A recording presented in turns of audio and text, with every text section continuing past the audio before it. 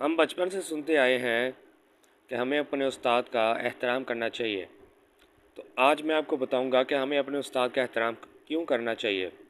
यह इब्न इंशा का एक ऐसा वाक़या है जो हमें बताता है कि उस्ताद का एहतराम क्यों ज़रूरी है। एक दफ़ा इब्न इंशा टोक्यो यूनिवर्सिटी के मकामी उस्ताद से गुफ्तगू कर रहे थे। जब गुफ्तगू इख्तिताम पर पहुंची तो उस्ताद ने इब्न इंशा को अलविदा किया और सहन की तरफ चल दिए। अभी यूनिवर्सिटी की हदूद में ही थे कि दोनों बातें करते करते एक मुकाम पर खड़े हो गए। अब इब्न इंशा ने इस दौरान महसूस किया कि पीछे से गुजरने वाले तालिब इल्म उछल उछल कर गुजर रहे हैं। उनको थोड़ा सा अजीब महसूस हुआ। खैर, जब गुफ्तगू ख़त्म हुई और जाने का वक़्त हुआ तो इब्न इंशा ने जाने से पहले ये सवाल ज़रूर पूछा कि मोहतरम, हमारे पीछे से हर तालिब इल्म गुज़र रहा है और जो भी गुज़रता है उछल उछल कर गुज़रता है। आखिर ये क्या माजरा है? क्या इसकी कोई ख़ास वजह है?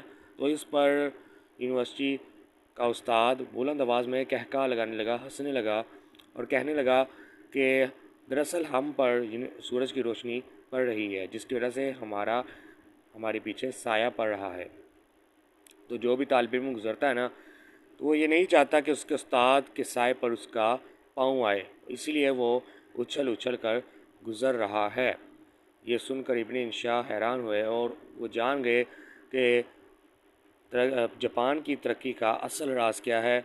असल राज सिर्फ यही है कि यहाँ के तालिब इल्म अपने उस्ताद का एहतराम करते हैं। हमें भी अपने उस्ताद का एहतराम करना चाहिए, क्योंकि हम अपने मुल्क का मुस्तकबिल हैं और हम अपनी वालदेन और अपने उस्ताद की दुआओं की वजह से ही कामयाब होंगे और हमारी कामयाबी ही हमारे मुल्क की कामयाबी है। तो अल्लाह ताला हमें इस पर अमल करने की तौफीक अता फ़रमाए।